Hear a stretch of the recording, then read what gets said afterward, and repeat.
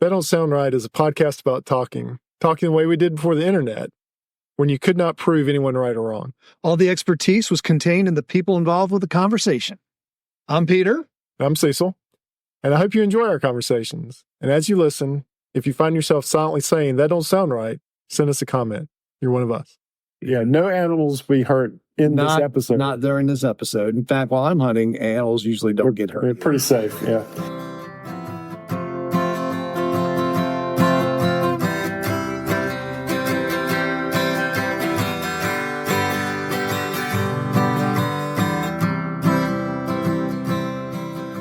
Welcome back to another episode of That Don't Sound Right, a podcast about talking. We're your co-host. I'm Peter Billman. I'm Cecil Davis. And we're just trying to have a conversation without Googling or fact-checking each other online. Those things can so easily kill the conversation. Have you killed any conversations recently? You know, I haven't, but we definitely used Google we were at a dinner with some coworkers, and I was trying to explain Scout Motors, the new electric startup company, building essentially electric SUVs and pickups using the old Scout name. Really? Yeah. Have you heard of it? Shame. Have you heard of this? Well, I only heard about it for you. Yeah. But it seems a shame to put an electric motor in a Scout. It really does. It really does. But they're doing it. They're building a huge factory in Columbia, South Carolina. Mm-hmm. They haven't revealed any pictures of what this thing's going to look like, but they also talked about using a lot of the tech from Rivian. Oh, really? Yeah, and if you look at Rivians, they kind of look like Scouts. They kind of the same lines, the same curves. So boxy. Yeah, as a Scout. So we'll see what happens. But the company's owned by Volkswagen. So anyway, I was trying to explain that to somebody, and I said, okay, let's just look. Scout originally an American company? Yeah, it's owned by International Harvester Scout, at the time. Okay. Yeah. No, I just heard about it through you. I used Google this week to find something. It's a controversy that I didn't realize was going on. I mean, not controversy, that's too strong of a word, but it's stand hunters versus saddle hunting. Stand hunters? Yeah. Like as in deer hunters? Deer hunters. Okay. Versus saddle hunters. And you say stand hunters? Yeah, so either a climber stand or a tree stand, like a ladder stand. So maybe we should define some things. Yeah, go ahead and define some things. All right, so tonight we're talking about deer hunting. Then everyone just clicked off. Everybody clicked off. But we're not. Stay with us for just a minute. Hold tight. This has got a DSR twist. You're going to find something that don't sound right. You might learn something. And you might not like us. Yeah, no animals be hurt in this episode. Not during this episode. In fact, while I'm hunting, animals usually don't get hurt. They're pretty safe, yeah. So there's a difference between hunting and killing, I found out. So I've done some hunting in my life, but not a lot of killing. Okay. Okay. Yeah. Right. Okay. All right. Let's define some terms. It's like you do a lot of fishing, but not a lot of catching. Not a lot of catching. All right. So we're going to define some terms. This is deer hunting. Okay. All right. So if you're deer hunting, you can hunt deer standing flat on the ground. Right. Okay. Mm-hmm. You could. And that's also walking around. What do you call that? Still hunting. Still hunting, right. Or blind hunting. You might have a ground blind that you hunt deer out of. All right. That would be, I have not seen much of that in my lifetime. That's all I've done. Oh, that's all you've done? That's all I've done. Okay. I'm sorry. I have a climbing tree stand. I used the last couple of years I've been deer hunting and used a climbing tree stand. But most of the time, majority of the time, it's all been blind and still hunting. Really? Yeah. I've done very little of that. Yeah. So you have a climber. So what's a climbing stand? So a climbing stand is it's really a self-climbing stand. It's this contraption that you take apart and you build it, you put it around the tree trunk. Yeah. And it's usually 2 metal frames. And there's one metal frame that becomes a platform for you to stand on. And so you actually put your feet in straps, and that platform is attached to your feet. And then you have this other frame that kind of goes around your chest. And what happens is it's kind of a cam system, not a cam system, but you put it on the tree, and as you push down, it grabs the tree. Right. And then what you do is you lift yourself up, and with your feet, you pull that platform up towards you. Yes. Then you kind of push down on the platform, lock it into place. Now you're kind of in the seated position. Right. But then you stand up and you lift up the section around your chest, lock it in place, and you just, and you kind of walk yourself up the tree. Yeah. You can go, as long as the tree doesn't have branches, you can go as high as you feel comfortable. Yeah. So if you're, I need you to picture this. Do you have a climbing? Have you I ever do done not. climbing? I've never done a climbing stand. Okay. So a climbing stand. So basically, what Peter's describing is a deer hunter has a contraption that they buy, a climbing stand, and they climb essentially like a telephone pole. Yeah, right. Yeah. So they are using this thing to climb, and then you get up there and you get it set, like you're saying, and you sit in it and wait for a deer to wander by. And you tie yourself in. Yep. Yeah. If you're smart, you tie yourself in. Yeah. I wore a harness. Yeah. And I had it wrapped around the tree, and I made sure that I was always secure. So I want to stop for a minute. So that don't sound right. Part of this night is that we've discovered when we've talked about topics for that don't sound right is that something that we think might not sound right doesn't necessarily not sound right to the people that do it. That's right. So for instance, if deer hunters were listening to this sounds completely sane. Right. But to most other people who hear this, it sounds completely doesn't sound right. My email ears are already burning. Yeah. So people who deer hunt in stands, they do the self-climbers. There's also ladder stands. Right. Which you can buy, commercial ladder stands, or what I've traditionally hunted out of are homemade ladder stands, which are usually a series of 2x4s that go up, 20 or 30 feet, and they have a little seat at the top of it, and it's attached to the tree. Yeah. And I have known people that have fallen out of ladder stands. Did they make it?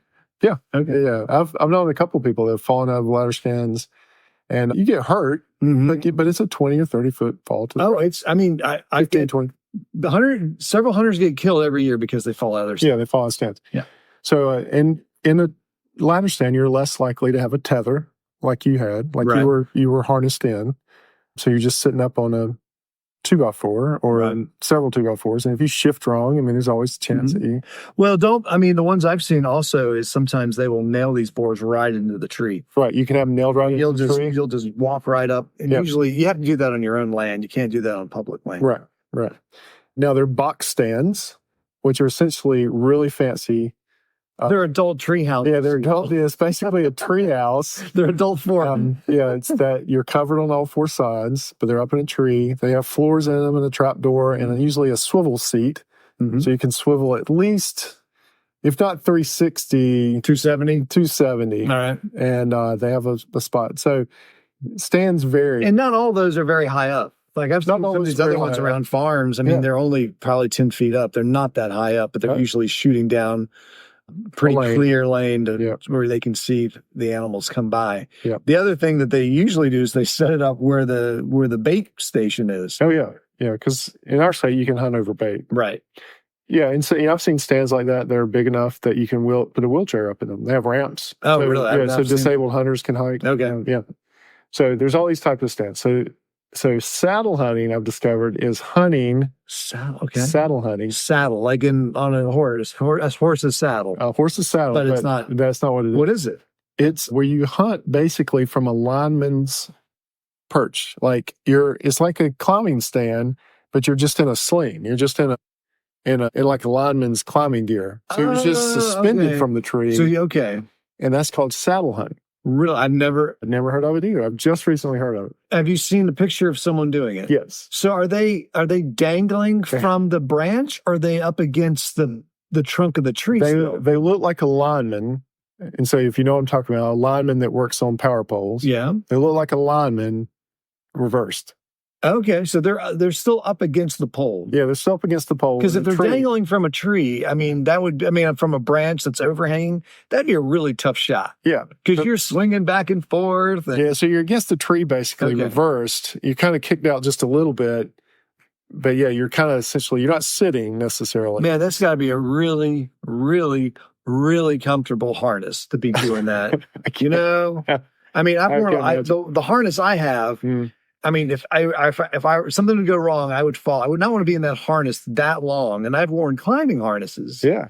And even climbing harnesses, you don't want to be rappelling, if you know what I mean, for hours on end.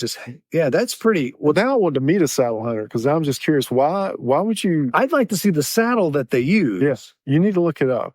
It looks extremely uncomfortable. It looks very. All deer stands for the most part. Even that. When you're when you're in a climbing tree stand, you have a frame around you. You have a floor under your feet. Yeah. Usually you have some compartment so you could store some of your stuff, so your snacks. And when you're just dangling from a tree, where you put anything, you got to hold on to your gun the whole time. It looks like a tough shot. super uncomfortable. Yeah, I don't know how you even get the In fact, how do you swing around if something's coming from from the left, especially, or from the right? How do you swing around? I don't know. Wow. Yeah. So even to the kind of experienced deer hunters, that don't sound right. But the saddle hunters, it's like, what are you talking about? I do this all the time. It's no problem. Yeah. I guess because it's lighter weight, maybe you can, like I said, I know very little about this other than what it is. Maybe you can move tree to tree very easily. Maybe it's like almost like still hunting. Yeah, true. But you're kind of triangulating a deer and then going up you can just to get the shot. You basically can climb any tree. Well, it still needs to be more like a telephone. It's got to be a straight tree without branches, because I don't think a lineman can climb around branches. I guess a really good lineman. Maybe a tree. I don't know. If anybody's a saddle hunter, I would love to hear from you. I know some of our listeners are deer hunters. I would love to hear from you. And why saddle hunting is a thing. Even those climbing stands like you use, if you don't use them correctly, you can come down that tree pretty quick in that stand. Well, like if it loses its grip. This is my fear. Mm-hmm. My fear is that the floor that's strapped to your feet, if that falls off your feet and goes down, you're just left hanging onto the frame with your arms. Yeah. And you're gonna, I'd have to lure myself down with my tether strap. Yeah. Or you can shimmy down the tree, maybe. That's what I mean. The harness has a tether strap, and you can tighten that up, so you can almost climb down like a lineman. Yeah. Yeah. Because the linemen have that rope that goes around that they use their hands. Because the only thing holding you in that stand is friction, right? In a climbing stand. It's not, because it really kind of digs into the bark. So it's still your weight is what's holding the it's my weight that's holding it down. Yeah. I had a couple experiences where the floor started to move. Now, in reality, I have them tied together, so it actually can't do that. But I had it tied together a little too far apart, so it went down, and I thought, man, that's way down there. Yeah. Because it was up near my shoulders. Right. So I kind of had to, kind of work my way back up, and then I changed that adjustment. I don't do this anymore. Yeah. I don't climb trees anymore. Because you're way up there. Yeah. I've, on my granddad's land, there were stands big enough to sleep in. Oh, yeah. I've heard of these things being heated with, mini fridges and everything. So you got to ask yourself the question, are you really hunting? I was sleeping. You were sleeping? Yeah, one morning. You went out there and go to sleep? I went up one morning. I can't keep my eyes open, so I just laid down at the bottom. I went to sleep. So that's the other thing that don't sound right to a lot of people. That you would go out there on a perfectly good fall morning. Yeah, and you'd get up early. You'd hike out there. Yep. You get out there 30 minutes before sunrise. So what? 6 in the morning? 5:30 in the morning? Super early. So you're there, and then you're quiet. And then it starts raining, and you stay. Yeah. That's what, if you describe that to anybody else, you say, hey, I'm getting up, we'll climb a tree, and we'll sit in that tree for 4 hours or 5 hours. In the rain, maybe. In the rain, in the cold. Oh, very cold. Yeah. When I would hunt with my father-in-law, it feels like it was always freezing cold. And I can't stay warm. I can't keep my legs and feet warm. Right. Even when I have good stuff, I don't. When growing up, we would go deer hunting in the western part of Maryland. And one of the things, it was always, deer season was only a Saturday. One Saturday? One Saturday of the month. Huh. It was the Saturday after Thanksgiving. So our tradition always was we'd go out, and we were out there maybe it was for a week. It was just for a week. We were there on opening day. And I remember all kinds of things to try to keep my feet warm. I even invested in battery-powered wool socks. Yeah.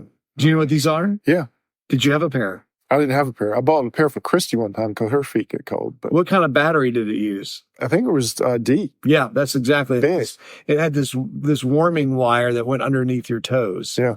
And you put this D-cell battery on your thigh. On your calf. There's no way to stay warm with in the sitting position like that. No, there's not. and you have no blood flow. And you can't, it's hard, unless you're in one of those box stands, you can't stand up. Right. The climbers, you can stand up. Can you? You actually can stand up in the climbers, right? It's fine. So I've sat up there just thinking, deer have got to think that we're stupid because they're down there fine and we're up a tree, either freezing or wet or both. What have you heard? I should know this, but what have you heard is the reason for climbing a tree? I think there was a set of deer that actually knew how to talk. There's a species of deer at one time that knew how to talk. Narnian deer. And they put the idea in hunters' head that, hey man, we never look up. Y'all should climb the tree. So I think, here's why I think we have to climb trees. Yeah. I think it's because of rifles. Oh, okay. I think there may even be a law with a rifle, you've got to be shooting down so that if you miss, the trajectory carries the round into the ground. Yeah. I think that's why I think from rifle hunting, you have to hunt from. No, you don't have to, but you don't have to climb a tree. I haven't seen a state where you have to climb a tree to hunt. Really? Because you got ground blinds, you still hunt. But you hunt with a shotgun, right? No, you hunt with a rifle? Yeah, you still hunt with a rifle. I didn't. So the two theories I've heard on why you climb a tree, right? But the third one is the deer. There was a species of deer that could talk. Put the idea in hunter's head to get them up in a tree, make them miserable. But the other theory is that you disperse your scent up high. I've heard that. Except, let me just say, I knew some old timers. Yep. That would chew tobacco and spit out of the tree. And they would also pee out of their tree stand. And I've been still hunting. I've been still hunting, and I've been about not but 75 feet. So when you go hunting in Maryland, you don't see deer. Right. You see other hunters. Right. And you see other hunters. I mean, it is scat. We all wear this blaze orange, right? Yeah. And when you're out there at night and you think you got a good spot, when the sun comes up and you look around and it looks like orange splotches everywhere. But anyway, I was there, and there's not a guy but 75 feet away from me. Yeah. And I was there first. He comes up. I flash my light. He doesn't move. I'm like, oh, great. So I'm sitting there, and it starts to get light. He's smoking. Yeah. So anyway, I can see why that might be debunked. Right. All right. The other one is the idea that deer don't look up. Well, I still think I could prove that because I have seen deer walk under tree stand. Yeah, right. Yeah, no, under tree stand. I've had that happen before. Yeah, and I think we told this story on here one time. I mean, I had a fox almost walk over the top of my feet one morning. Right. He was so intent on whatever he was tracking, he walked right over the top of me. And he didn't worry about your scent. No, I don't know why we climb trees. I always thought it was because you had to hunt with a rifle from an elevated position. No, I don't think so. I don't think so. You always say things confidently, and then I believe it. I think it's because you can't hunt. I think you can't hunt from I think you have to hunt rifle hunt. You do not have to hunt from an elevated position. You don't have to do it. I'm going to say it. I think you're wrong. I think that doesn't sound right. You don't have to do it. So, I don't. You have to be careful. Oh, absolutely. You have to with a rifle, yeah. With a rifle, but you don't. There's nothing. I took Jack to a hunter safety course. Oh, really? Not that long ago, and there was no mention of hunting. You say things with such confidence that I just agree with you. There's no mention of hunting. I know there's one listener. He's probably listening, and he's throwing his phone on behalf of you. For you, but he'll throw the phone on behalf of me after I say that. After I say this, what's go ahead. That I think hunting from a boxed tree stand or blind over a pile of bait isn't hunting. Really? No, that is not hunting. You don't hunt over bait? That's harvesting. That's harvesting livestock. Well, that's what they call deer hunting anyway. That If you look at your license, it says harvest. That's fine, but that's not hunting. You have not participated. You're one of those guys that try to start a fire with a piece of flint and a rock. You're not participating in the act of trying to discern where the deer move and to be in the right place at the right time to get the deer. No. You have altered their behavior to stand right in front of you still while you are sipping your latte in your box and you're shooting a piece of livestock. Yes. Okay. I need for that deer to be still 100 yards. Broadside. Hey man, that's why you shot a lot of deer, and I have not. I have not shot a lot of deer. I have drug a lot of deer, but I have not shot a lot of the deer. Yeah, I need for him to be over the bait, broadside, very still, looking at me with a target on him, but preferably. Yeah, but I wonder, I mean, I don't think you have to be a hunter to agree with me on that. What's that? That is shooting an animal eating a pile of corn is not hunting. It's not easy, though. Because I'm seeing myself as miss. That might be true, but I don't care if that's a deer or a target. That's, I mean, it means you can't target. Okay, when you start a fire, what do you do? Oh, I use matches, man. Yeah. I use lighter fluid? No, I don't use lighter fluid. I use like I'm building a fire in my backyard. I'll use one of those little kind of wax and sawdust fire starters. You use everything at your disposal to start the fire. For most things. Yeah. Same thing with hunting. But hunting has a certain definition. You're a purist. Starting a fire is starting a fire. Hunting is trying to predict the movement and the location of an animal. That's stalking. Sure, that's fine. That's fine. Yeah. You can do that in the woods, or you can do that on Facebook. Yes. All right. Yeah. Now the question is what you do on Facebook when you're trying to find somebody you used to know. Is that stalking or is that hunting? That's stalking. Yeah. Now I know what you're saying. I mean, there are a lot of people that think that hunting over bait's not hunting. And we could probably start a true argument. People get very for all the non-hunters in our audience. Yeah, people can be very, very sensitive. Cecil, the non-hunters are not listening. Well, yeah, they tuned out at the 3-minute mark. Yeah, that's right. But if you're still listening, deer hunting can be very contentious. It can be. It can be. And let me say, I just say all of that I hold that very loosely. For people who want to sit in a stand and shoot a deer over corn, man, that's great. I mean, I've seen guys shoot beautiful deer that way. Yeah. I'm like, man, that's a really awesome looking cattle you shot. Like even I heard my dad talk about like a long time ago there in North Carolina, there was a debate over where to even use rifles. Like everybody uses a rifle now for the most part. But hunting was done with a shotgun. Well, I thought in the I thought in the eastern part of the state, you still have to use a shotgun because of the flatness of the land and that the bullet travels too far. Yeah. Well, and they've also you said that you didn't have to do that. Now you're No. I'm saying in some you're coming over my side now. No. I'm saying in some counties they don't mandate that you shoot from up high. They just mandate you got to use. Use a shotgun. Period. Yeah, I don't know. I don't know about that. Yeah, because of I know in Maryland on the eastern shore where everything was flat, you had to use a shotgun. I thought you were coming over my side for a minute. No, I'm not coming to your side about that. I'm just saying that there are places where they mandate the shotgun. So yeah, in some community, like some hunt clubs wouldn't allow rifles. I'm talking 60, 70 years ago. Oh yeah. Everybody hunted with shotguns, and then like the rifle I hunt with is what they call a sporterized German field Mauser. So yeah, they have this rifle. It's a 30-06. Okay, but they have as deer hunting became more popular, some of these military rifles got what they call sporterized. Okay, and so the action was put into more of the style stock instead of military stock. It was more the stock that you see for hunting now, like a wooden stock. All right, and they were called sporterized, and so you'd have sporterized. Yeah, so you have a lot of these. Leftover military rifles that became sporterized. Oh, I'd like to see that. Yeah. I'd like to see your rifle. I mean, so now you see, like, everybody hunts with a rifle now. Like, you very rarely see people hunting with shotguns unless they're flat on the ground and dog hunting is when I see it. Yeah, right. Not hunting dogs. No. Let me, not to get our audience messed up here. Dog hunting is when you run this sounds even worse. People have deer dogs, and what they'll do is they'll line up, golly, this sounds crazy when you describe it, doesn't it? Yeah. All right. Dog hunting is this.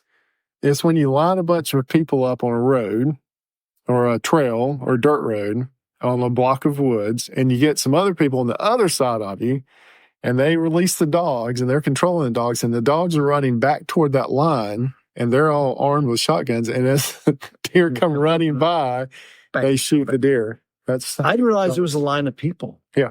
I've never been on a dog hunt. I have been on a dog hunt.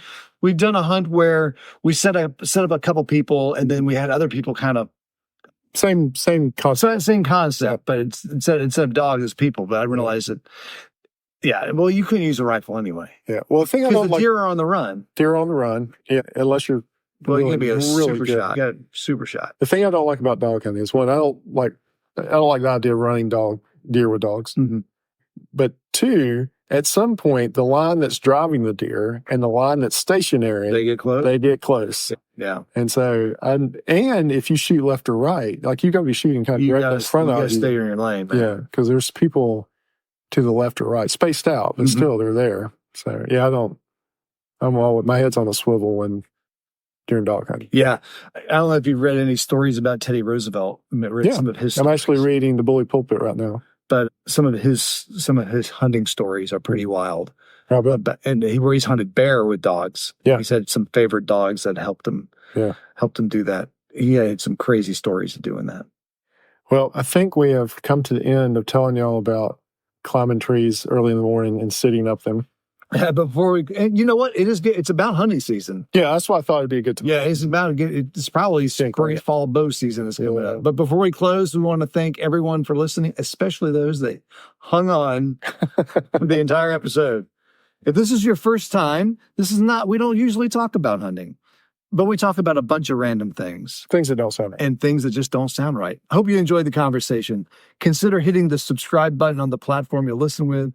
Also, if you're a longtime listener and you're still with us, give us that rating and review so others can find us and join the conversation. All right, That Don't Sound Right is a production of TSR Podcast in conjunction with Camel City Studios. I'm your co-host and sound engineer, Cecil. Peter is your other host and web designer. Camille is your barista. Emily is your graphic designer. Ella does your Instagram. Giorgio tests your merchandise. Brent is our international brand ambassador. And as always, listener number one is Scott. Until next week, keep talking and stay curious.